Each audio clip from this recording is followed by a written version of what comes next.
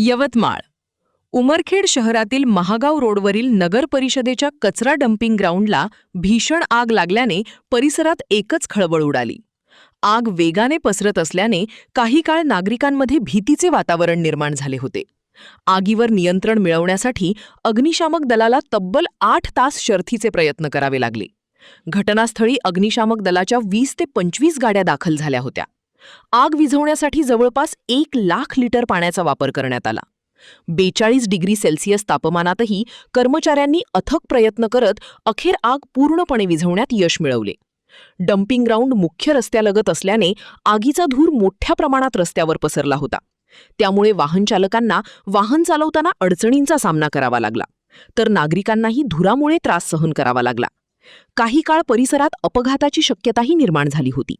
दरम्यान ही आग नेमकी कशामुळे लागली याचे कारण अद्याप स्पष्ट होऊ शकले नाही.